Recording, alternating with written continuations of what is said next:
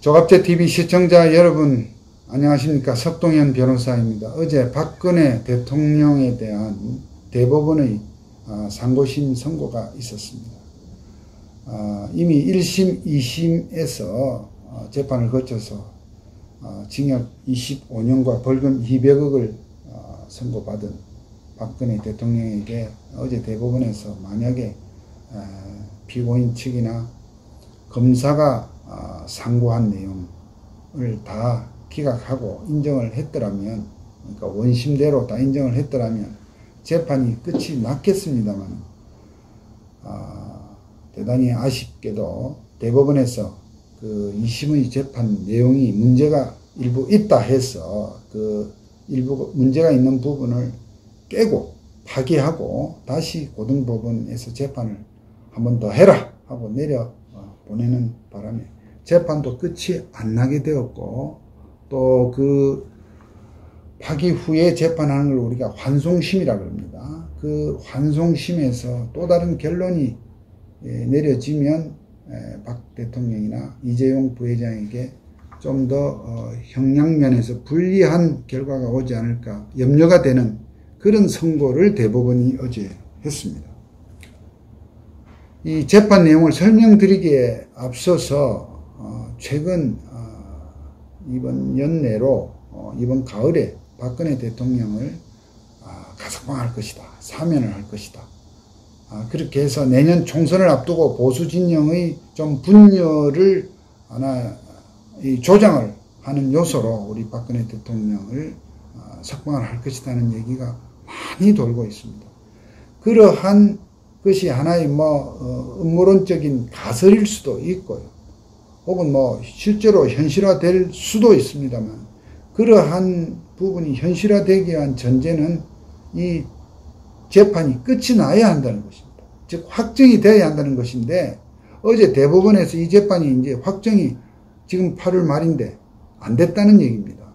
그러면 다시 고등법원으로 내려가서 다시 재판을 하고 그 재판에 대해서 또 상고를 할 가능성이 저는 많다고 봅니다. 그렇게 되면 다시 대법원을 또 와야 되는데, 이렇게 했을 때 과연 연내로 이런 파기 환송심과 그거에 대한 상고심, 또 그렇게 해서 대법원이 이렇게 그냥 그대로 확정을 시키는 것이 과연 연내로 끝나질지 좀 약간 미지수입니다만 그 내용을 한번 살펴보겠습니다.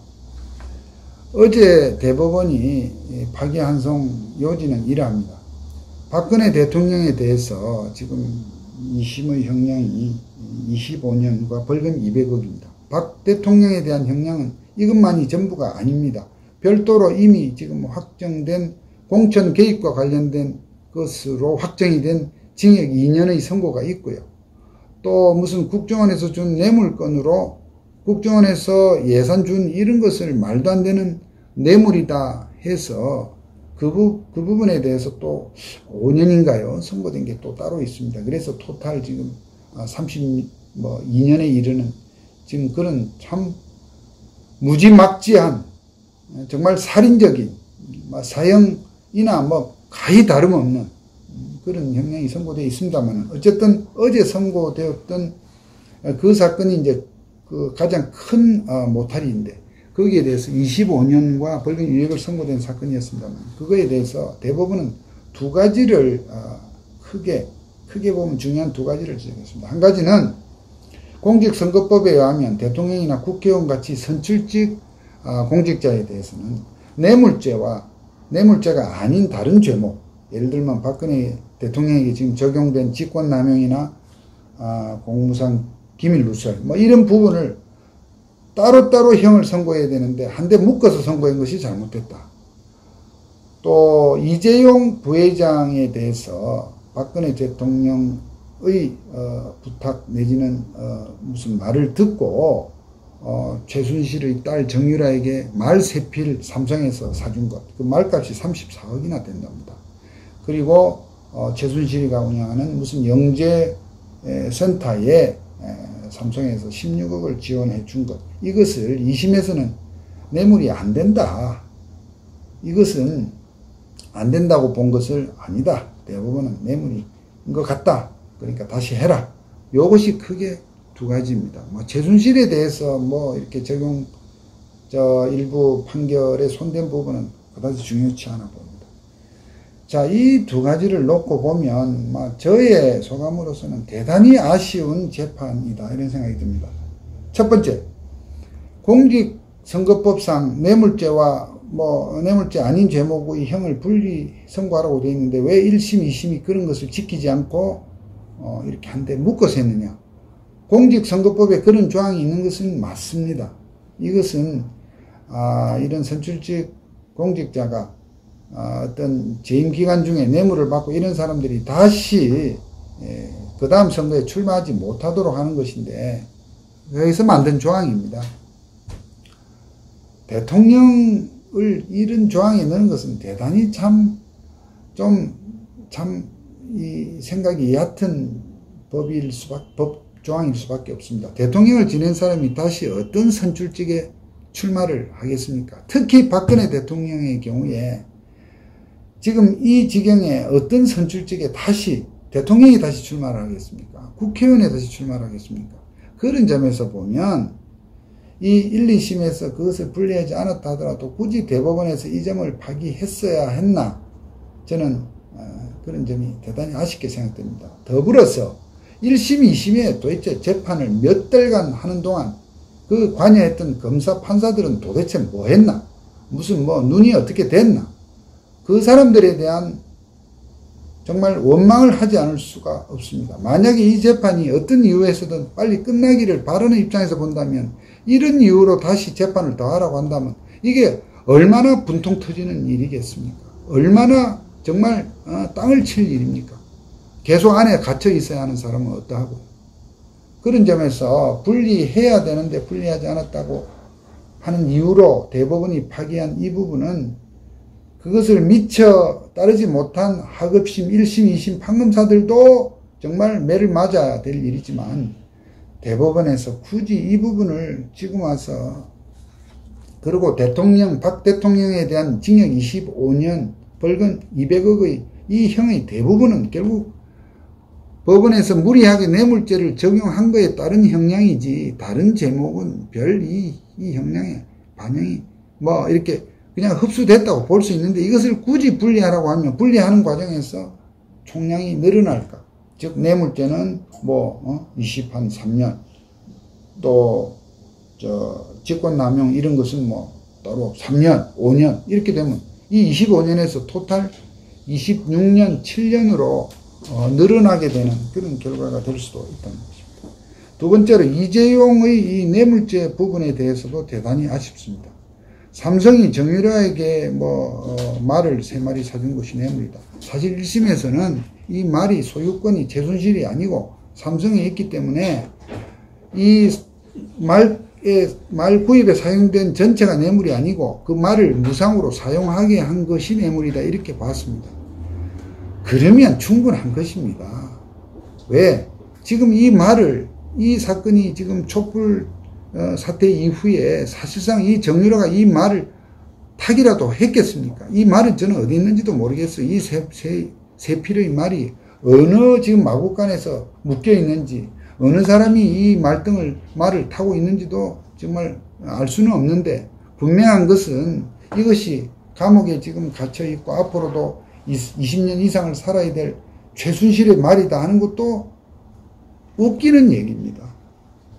또 최순실의 그 영재센터 지원금의 16억을 해준 것을 뇌물이다. 이렇게 되면 앞으로 각 기업에서 이런 사회단체, 체육단체 이런 데다가 어떻게 기부를 합니까?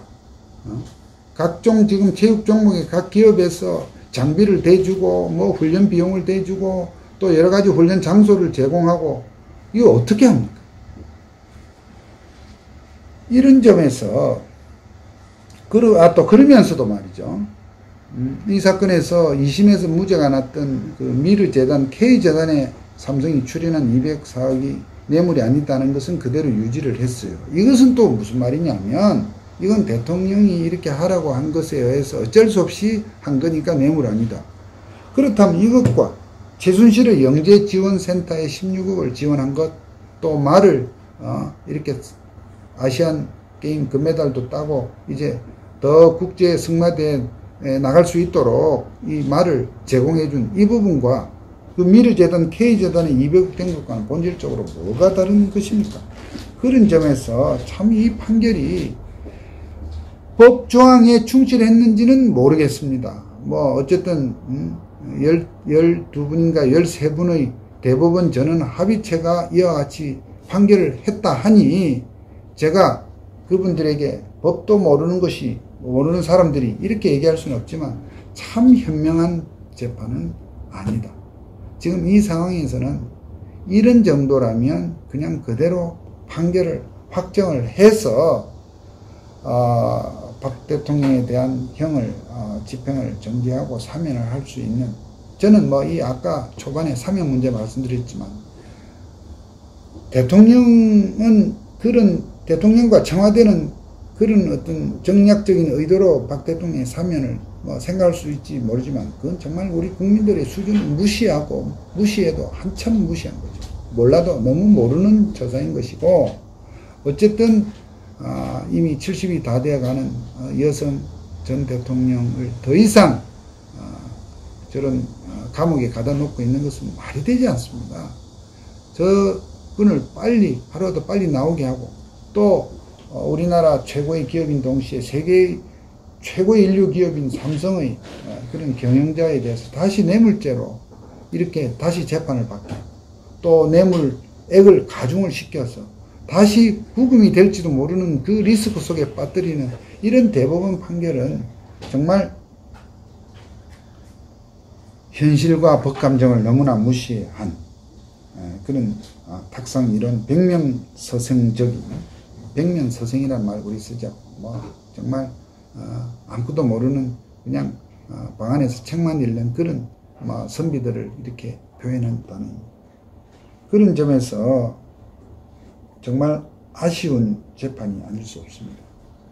또 이재용 부회장에 대한 이 뇌물 공여 부분이 만약에 이렇게 증액이 되면 결국 박 대통령에 대한 뇌물 액수가 또 늘어나는 문제가 생깁니다. 박 대통령은 여전히 이 건에서 단 한 푼도 받은 것도 없고 최순실과의 경제 공동체라는 이런 관계도 정말 말도 안 되는 소설이다 하는 것은 이미 우리 국민들이 다 알고 있는 상황에서 너무나 대법원이 아니라고, 정말 어떻게 보면 이 정부의 코드에 맞는 판결, 헌법재판소가 그런 탄핵 판결을 내린 이상으로 이 지금 대법원의 이러한 판결은 박근혜 대통령을 2번, 3번 죽이는, 또 나아가서 이재용 삼성 부회장 이재용에 대한 이 판결을 통해서 우리나라 지금 굉장히 사면 초과에 있고 정말 빈사 상태에 빠진 한국 경제를 그야말로 초죽음 상태로 몰고 갈 수 있는 그런 매우 위험천만한 그런 판결인 것 같습니다. 아무튼 이 판결이 다시 이제 파기환송이 되어서 돌아갑니다. 파기환송심은 아무리 뭐 빨라도 제가 볼 때는 10월 전에 열리긴 어렵다고 봅니다. 그럼 10월 달에 열리고 다시 판결을 한 번으로 끝나집니까? 또 심리를 2번 하면 또 거기서 또 한두 달이 또 지나고 그거에 대해서 상고를 하면 저는 아무리 빨라도 연말 12월 31일이나 돼야 되거나 혹은 그래도 일단 판결에 회부된 이상, 즉 파기환송심을 명한 이상 이 절차를 밟는데 내년 초까지도 갈 수 있는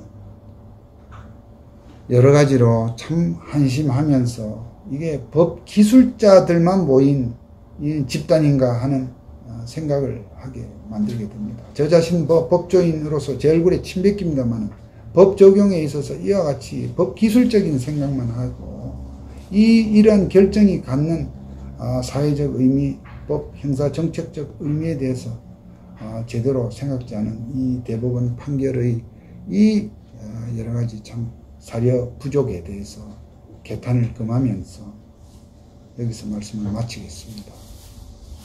감사합니다.